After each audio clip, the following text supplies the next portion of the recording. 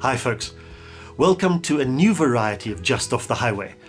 I've called it Padkos, which translates as road food.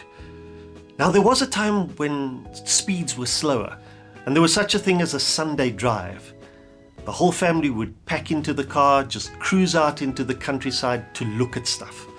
And about halfway, Dad would usually pull over to the side of the road at a place where there were those little cement tables and benches on the gravel, and the family would eat a packed lunch.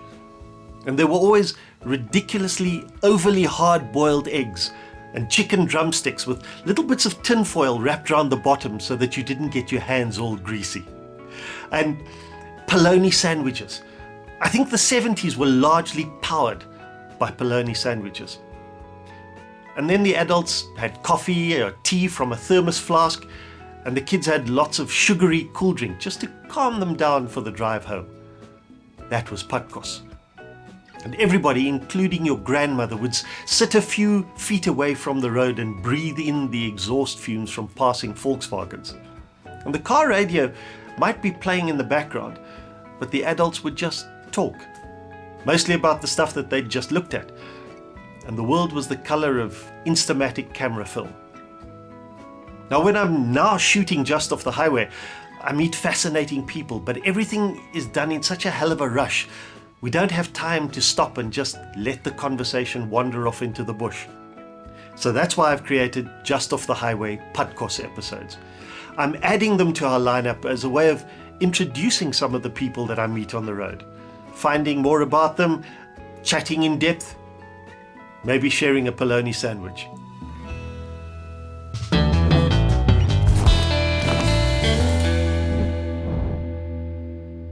This is the way we do it on Just Off the Highway. Yeah, you just rock and roll it. We choose somebody really experienced and then embarrass ourselves.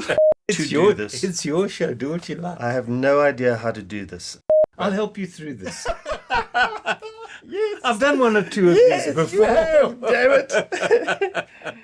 Okay, so the props are there. Okay, I'm not going to ask you for props. You Okay. pull out your props at any point. All right. And we get to photographs or whatever. Feel free to take out your enormous instrument at any point of this. We didn't think this through, did we?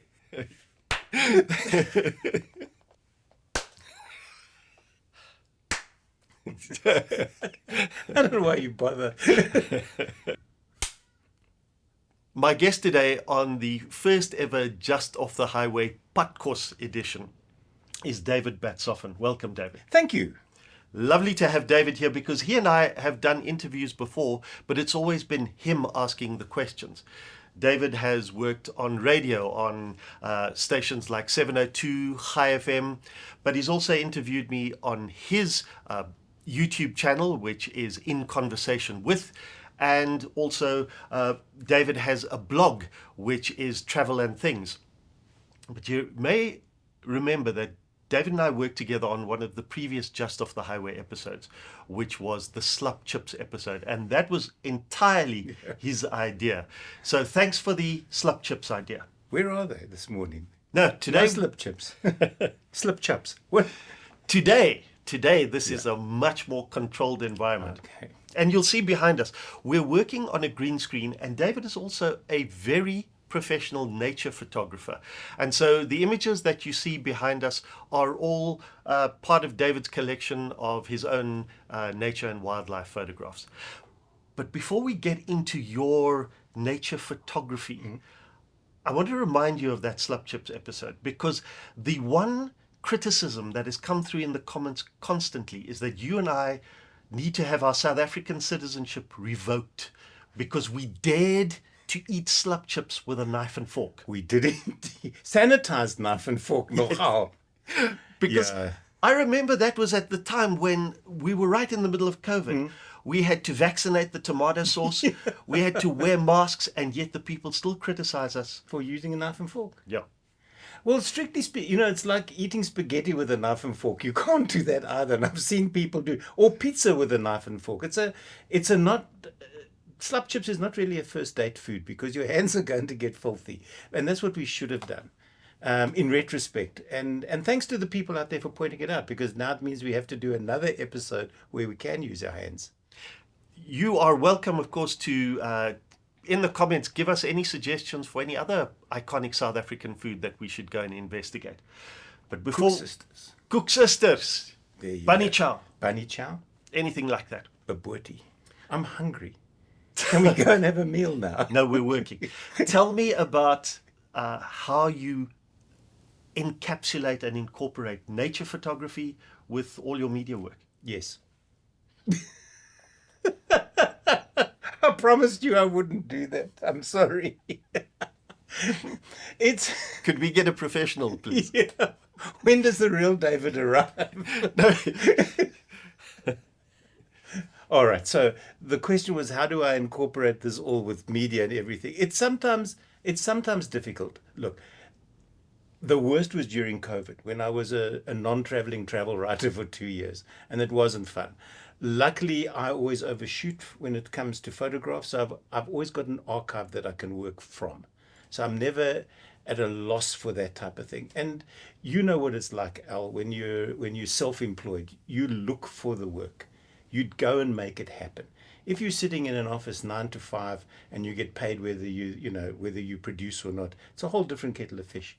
But when you have to produce, you make sure that it happens constantly. Otherwise, if you're anything like me, you just want to go and bang your head against a wall, because that's a lot more fun than doing anything else. And makes for good footage. Now you brought It does indeed. Yeah, funny you should mention that. I brought some props. Yes. And this is normally where in a cooking show they'd cut away and go, but we prepared this earlier, yes. Which I haven't. But I brought 2 cameras with me because we chatted before this interview or this chat, and you said bring the biggest lens that you've got. And unfortunately, my biggest lens is currently in Kruger with a friend. Okay. So I couldn't bring that, but I brought the smallest lens. He says, leaning out of shot. I think I said bring your unfeasibly large instrument. Well, that I brought, but yes. The lens is not with me. So this, believe it or not, is my very first camera. Right. I got this when I was 21. I'll be 70 in just a few days' time. And it still works. In fact, let's do this. I've been told I'm lousy at people pictures, but let's see what we can do with this. Well, there we go.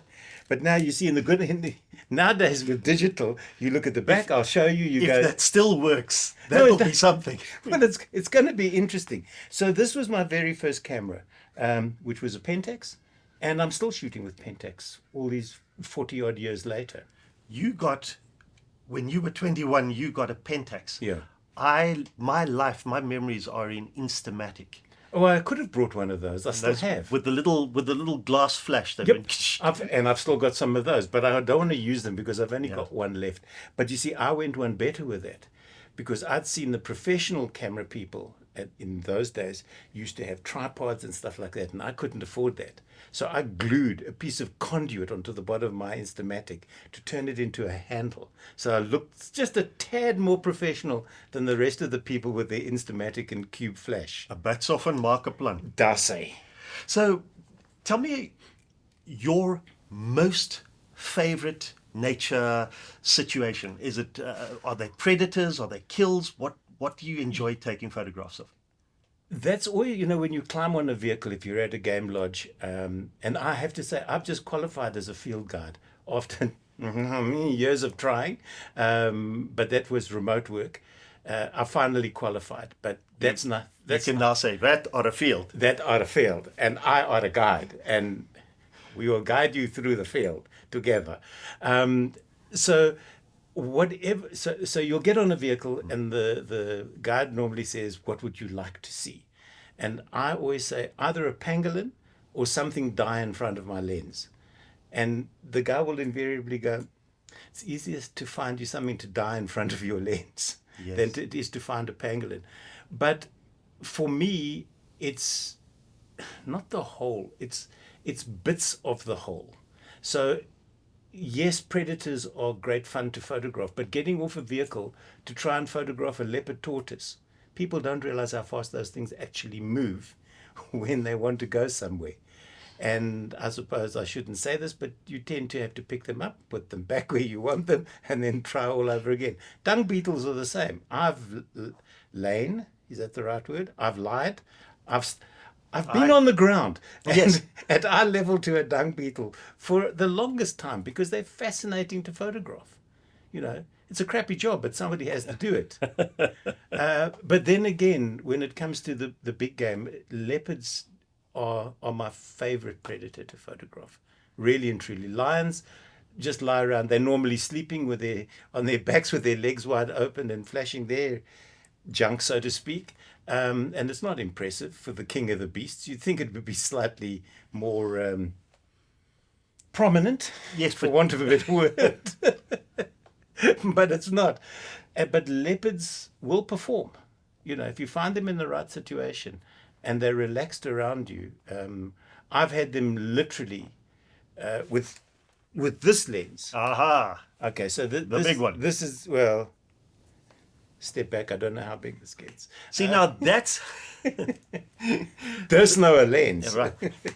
Now that's the closest I ever want to get to a leopard, is whatever that is. All right, so with this particular leopard, we were told it was in Botswana, and we were told she was very skittish. We'd spent some time with her, and then she moved off, and the guide said, I know where she's going, so I'll take the long way around, and she'll actually walk into us, which she did. And she was at my feet, Al. The only thing I could focus on was her eye. That's the only image that I have of her, is just this blue eye looking at me. I assume you have image stabilization. Yes, I did. But, you know, in the moment, you don't do anything. You just, the guide had said, please just sit quietly, take the images, but, you know, don't leap about. And then you realize that creature that's sitting at your feet, looking up at you, if they wanted to, they could climb into that vehicle and kill all of us in a heartbeat and then walk on, and their day wouldn't change. You know, murder 5 people, go home and tell the family, you'd never guess what I did today. And delicious, all white meat. All white meat. The problem is, it's hard on the outside, but it's soft and chewy on the inside. Now, this is a long way.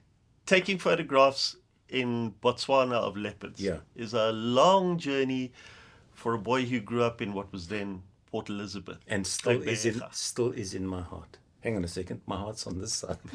Okay. Before you became a media personality and a photographer, tell us about your first job. All right. People don't believe me. I was an apprentice electrician on what was then the old South African Railway and Harbours. So I did my time in Port Elizabeth on the harbour, whatever it was, 4 years. Did the trade test, got all the paperwork, and then came to Joburg and went into show business. Literally, never wired a house in my life, other than mine. But my parents had always said to me, you have to have a job to fall back on. That was a big thing. And I know my dad was in the same job for 36 years. He hated it for 30. But it was what put, to use sort of a country music idiom, it's what put food on our table, shoes on our feet, and a roof over our head for all the time we lived in PE. But he hated it. But that's what you did.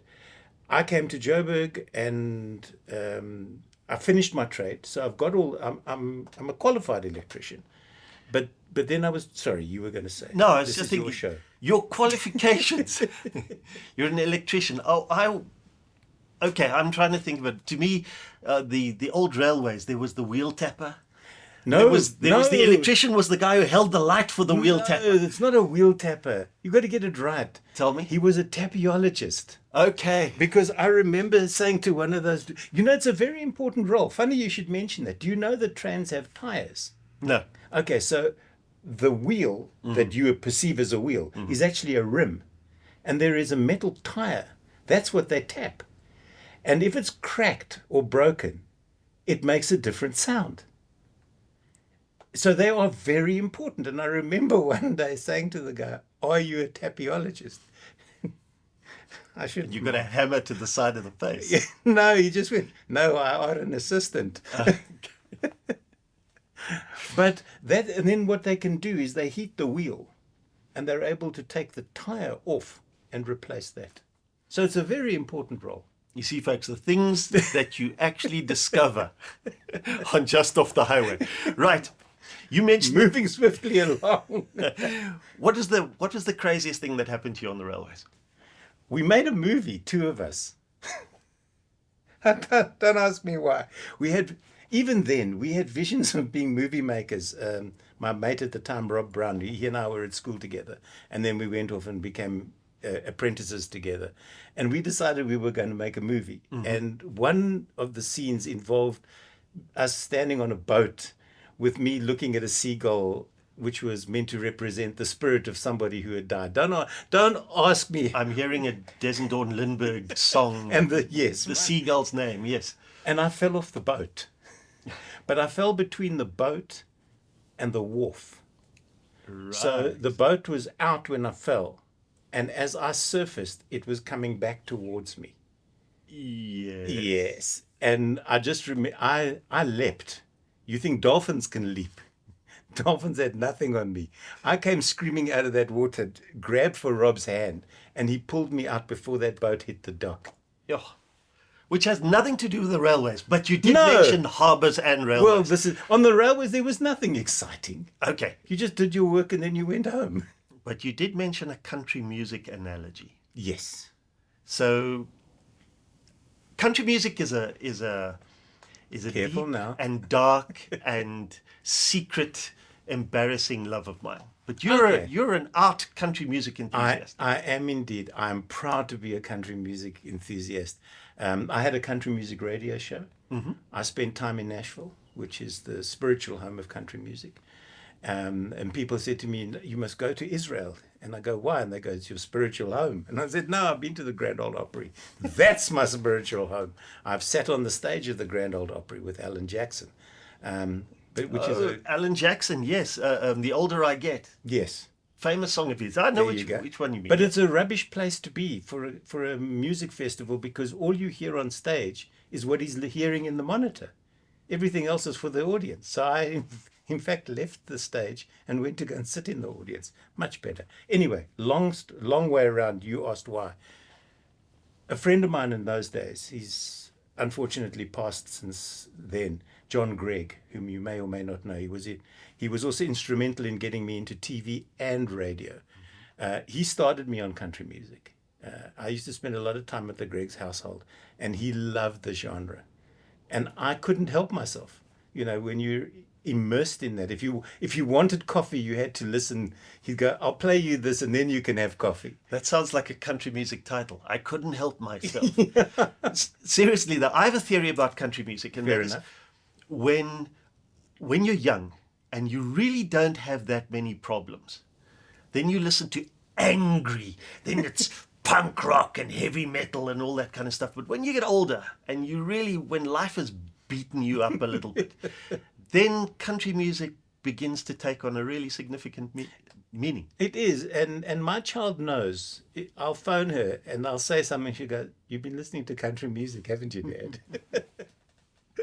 And I have. And invariably she's right. Because it does. I don't know so much about cheer you up, but it tends to tap into the stuff that we hide inside, you know, whether or not you wear a hat. I mean, Willie Nelson has just turned 90. Yeah. And he was on stage with Snoop Dogg singing Roll Me Up and Smoke Me When I'm Dead. Snoop Dogg walked on to that stage with the biggest joint you've ever seen in your life.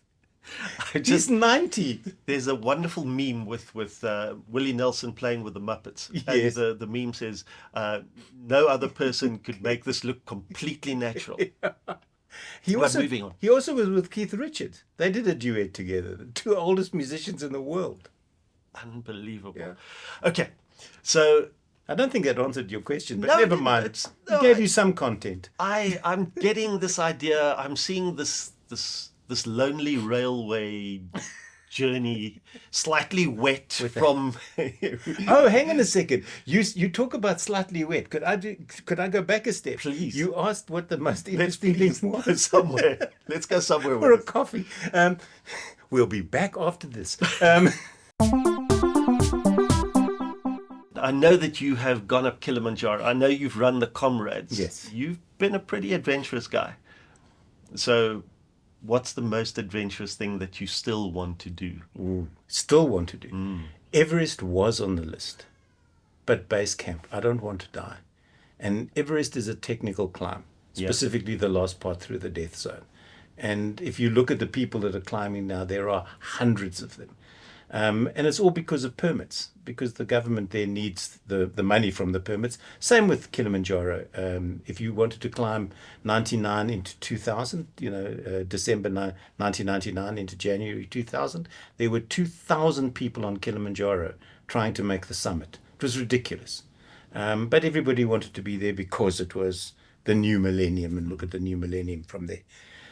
What is there still left to do? I suppose just survive, Al, day to day. Adventurous post-pandemic is something totally different. The only thing I failed at was the Doozy Canoe Marathon. We wrapped our boat on day one, about an hour into the race. And I've never gone back because we were ill-prepared. And I don't think we were ready for it, but it was part of a challenge we were doing, two of us. I think at the age of 70, sitting back, just changing the channel is adventurous, because when the battery's flat, you've got to sit and keep pushing. All right, you are someone who is a rugged kind of guy. Yeah. And that's where you were going. That's it.